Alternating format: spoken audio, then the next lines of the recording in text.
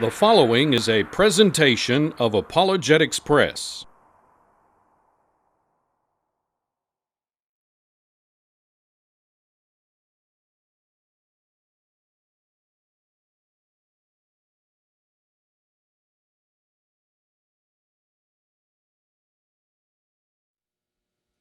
In 1859, a man who has been examined and looked at as one of the most brilliant minds in all of science, Charles Darwin, he was on the HMS Beagle as the naturalist for several years prior to 1859. When he got off of the HMS Beagle, he wrote on the origin of species by natural selection.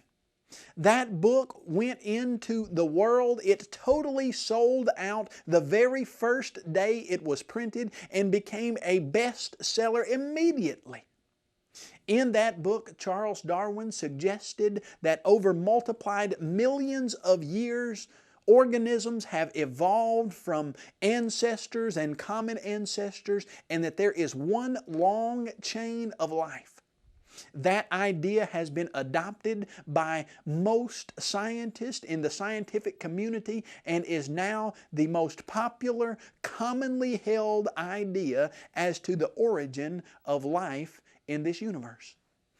Did organisms evolve from non-living matter multiplied millions of years ago? That is a question we need to look into. That is a question that is raging in the scientific community, because although many scientists would suggest that evolution is the case, not all of them would. There are thousands of very brilliant scientists who would say evolution is not the case, that God created organisms and that God designed the universe. Which idea is right? Well, we need to define the two ideas. Organic evolution, or materialistic or naturalistic evolution, says that multiplied millions of years ago, non-living chemical substances got together and gave rise over multiplied millions of years of chance, random processes, gave rise to the complex life that you see in the human body. Creation, on the other hand, would suggest that a supernatural, non-material God spoke the world into existence, including life forms.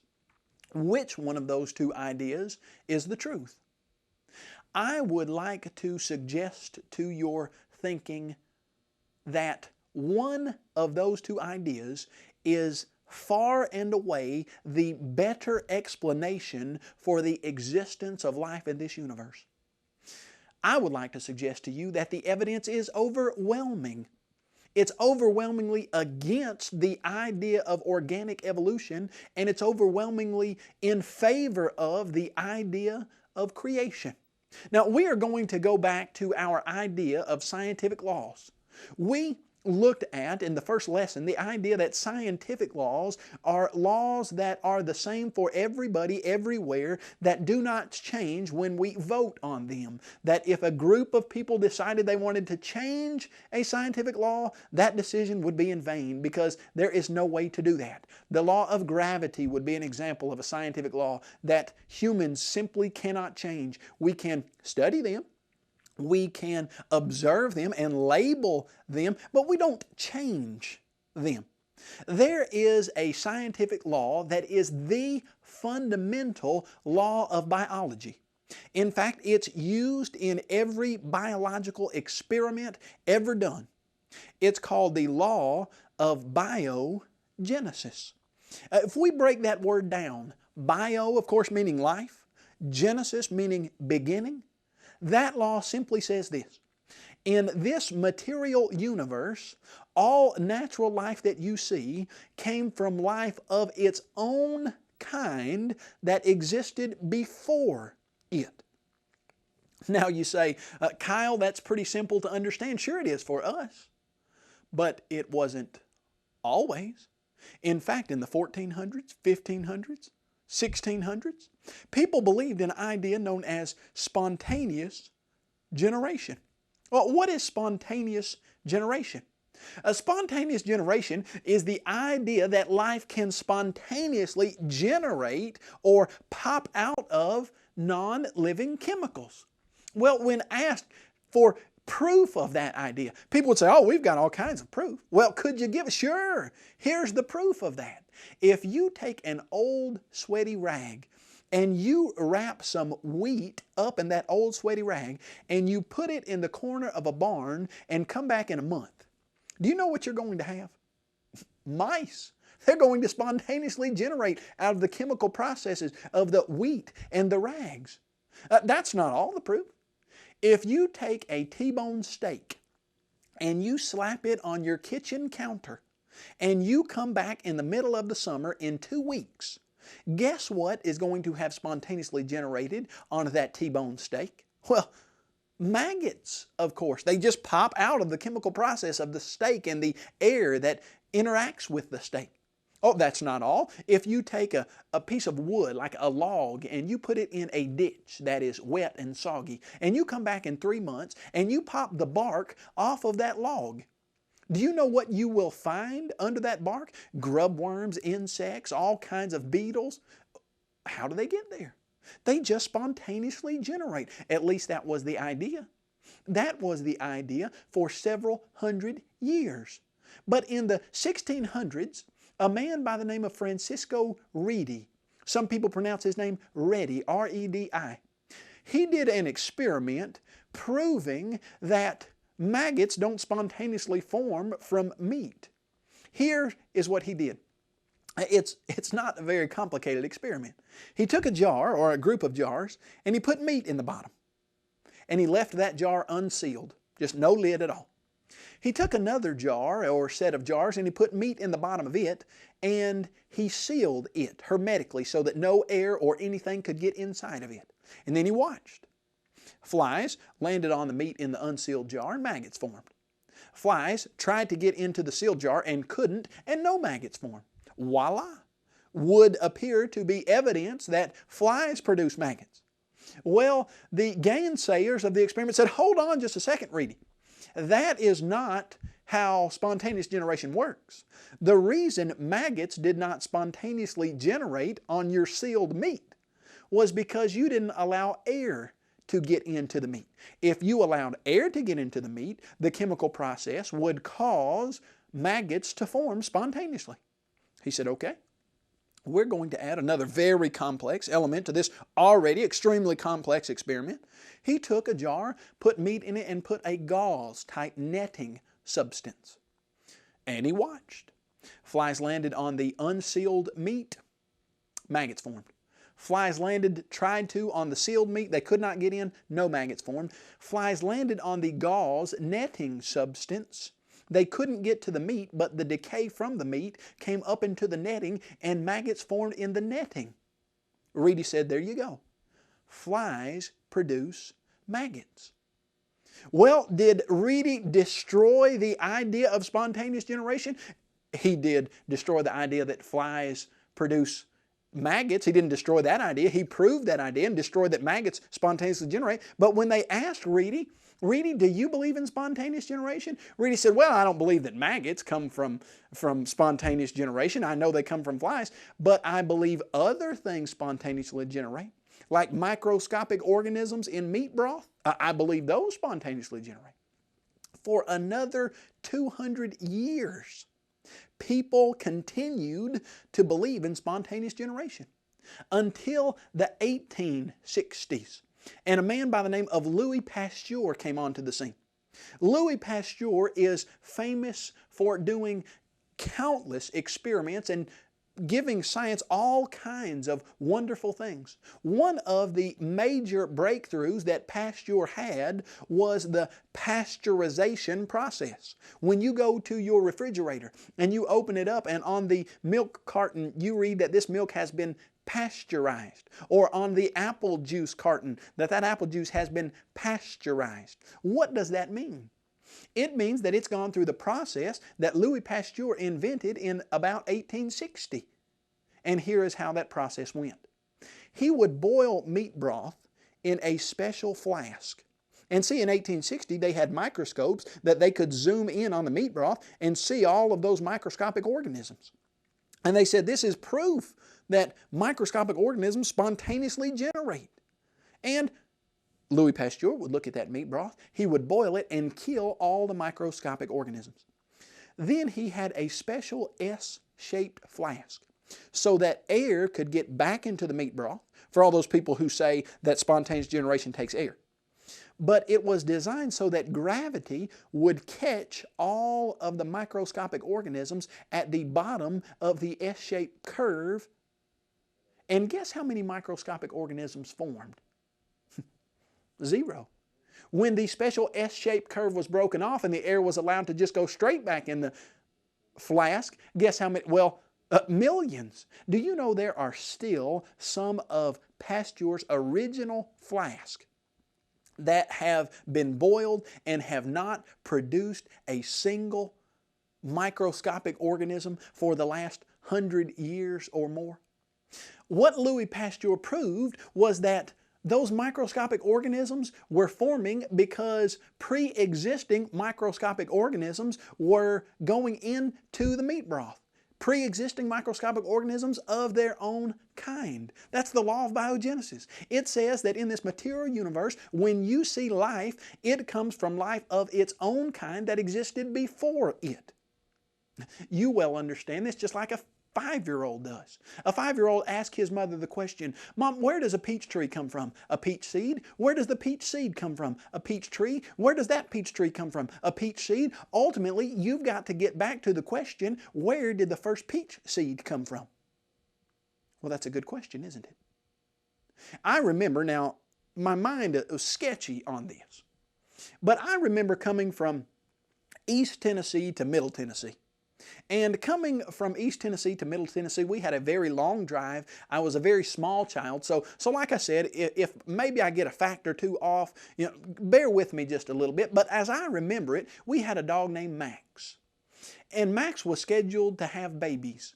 On the trip, we put Max in the bathtub of the hotel room. And the next morning when we got up, we looked into that bathtub, and guess what we saw? We saw 12 of the most beautiful baby hippopotamuses you've ever seen. Like I said, my mind is sketchy. Do you believe that? Absolutely not. We didn't see 12 baby hippopotamuses in that bathtub. Why didn't we? Because dogs don't give birth to baby hippopotamuses. They give birth to puppies. Cats give birth to kittens. Elephants give birth to baby elephants. Giraffes give birth to baby giraffes. No animal has ever given birth to anything other than an animal of its own kind. That's the law of biogenesis. Do you know what evolution says?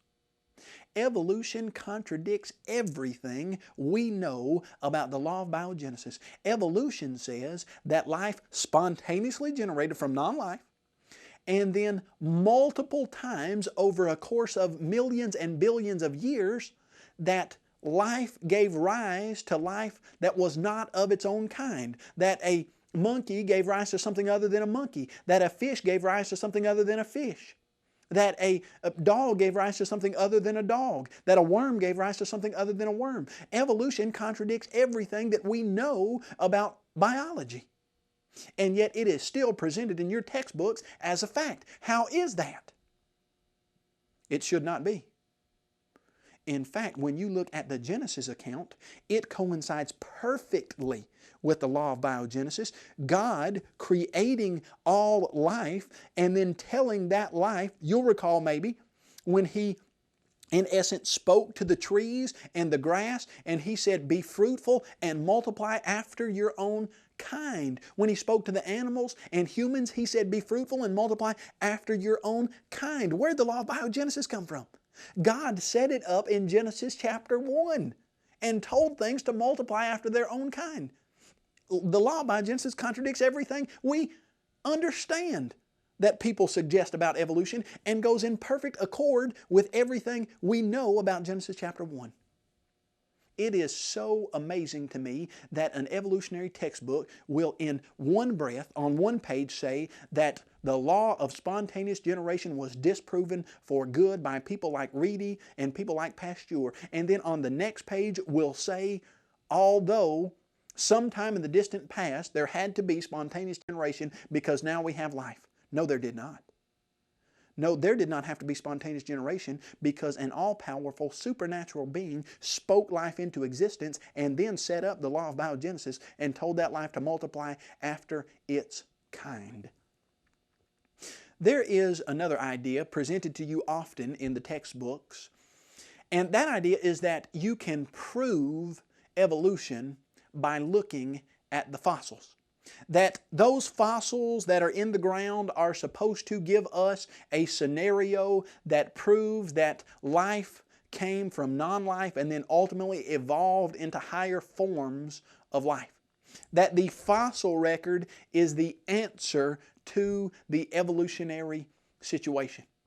Do you know what's ironic about that? What's ironic about that is that the fossil record does not prove evolution.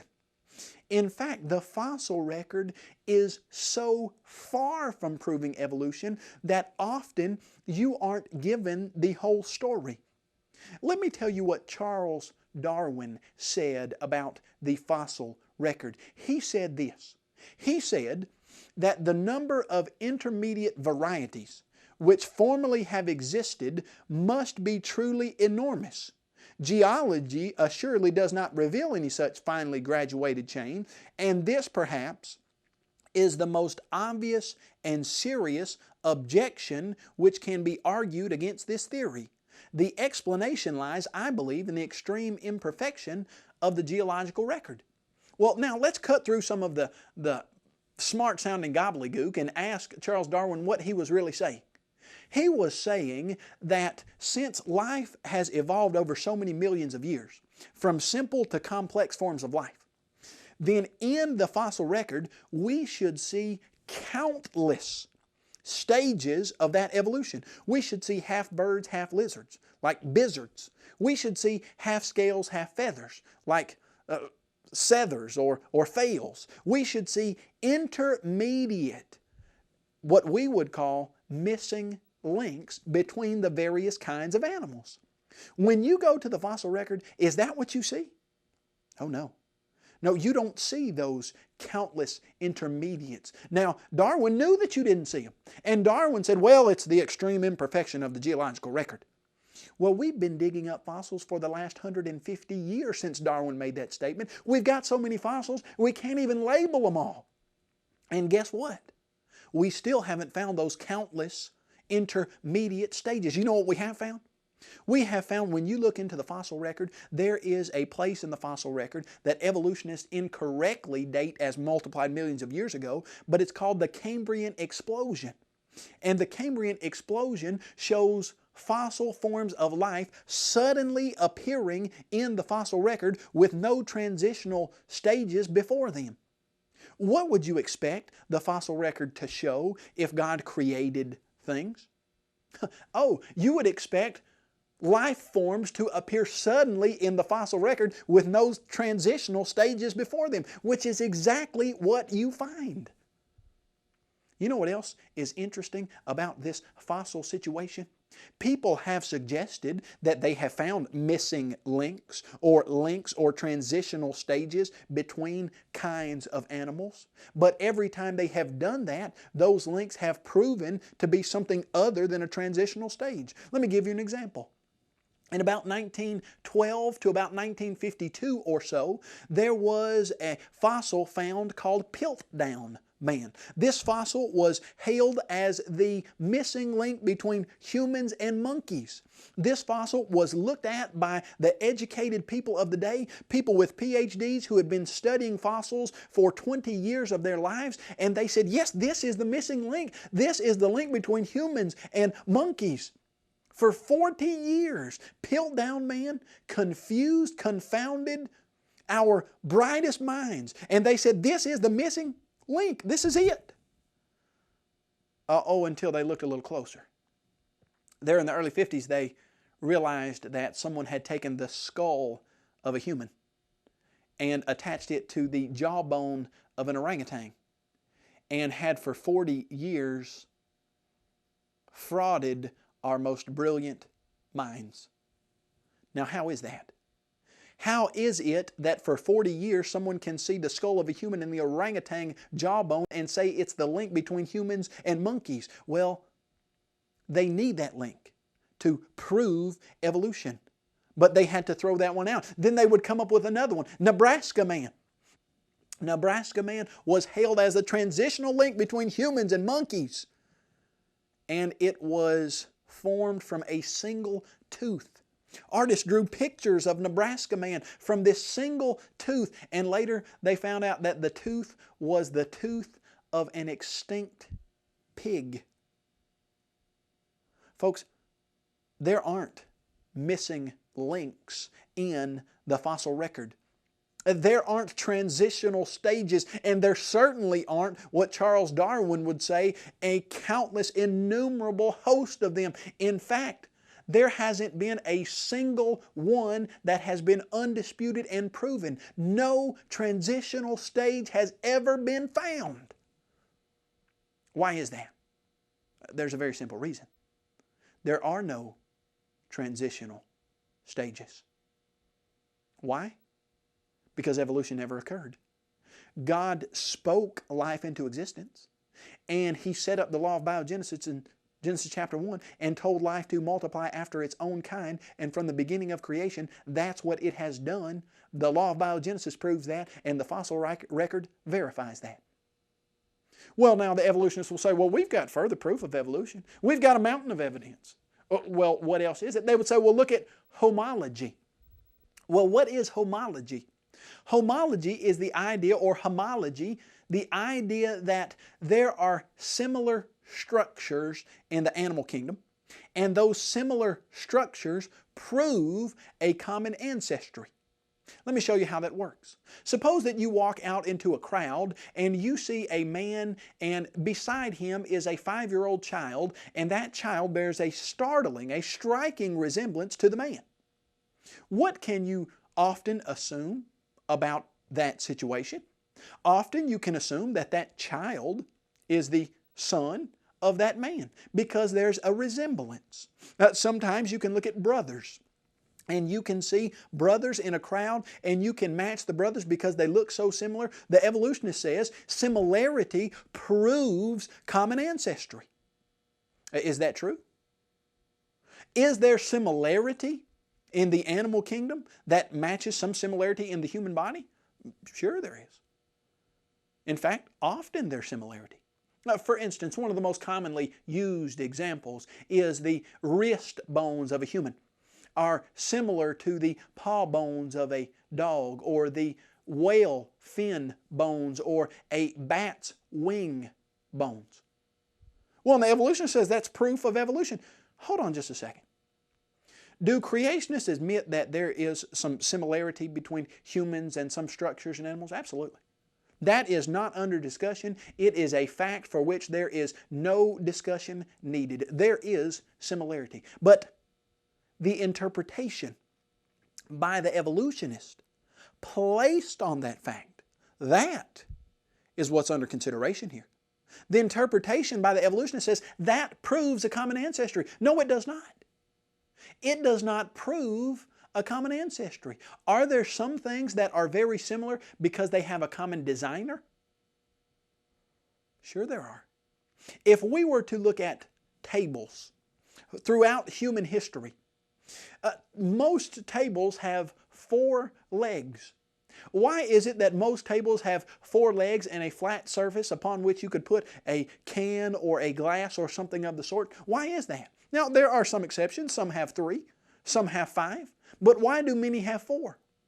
Well, because tables are all having to deal with the same laws of gravity. And if you want something to be sturdy, a 4-legged design is often the very best. Well, does that mean that the 4-legged design was copied throughout all different cultures throughout human history? No. People could have easily come up with that on their own, but they were dealing with the same physical properties like gravity. Well, when we look at the world, Suppose that there was a creator who needed to design organisms that would live in the same world, that would breathe the same air, that would eat the same types of food, that would all be drinking the same water. Would they need similar structures? Absolutely they would.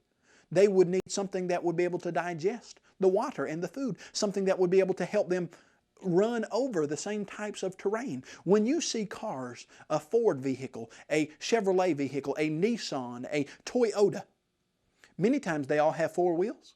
Those wheels all have four rubber tires on them. Why is that? Because those cars are driving over the same roads. They're dealing with the same types of terrain. Lots of times their engines are similar because they're using the same types of gas that come from the same pumps. Would it make sense that a designer would give to organisms similar structures that they could use to deal with the same types of physical parameters in this universe? Sure. Similarity does not prove evolution. In fact, what it does, as much as anything, is proves design by a common designer. We have looked at the idea of evolution. We have seen that the law of biogenesis militates against life coming from non-life and evolving from different types of life to different types of life. We have shown that the fossil record does not prove evolution, and that arguments such as homology prove design as much as they prove anything. The evidence overwhelmingly verifies the truth of this statement. In the beginning, God. This has been a presentation of Apologetics Press, an organization dedicated to the defense of New Testament Christianity. Visit us on the web at apologetixpress.org or call 800-234-8558.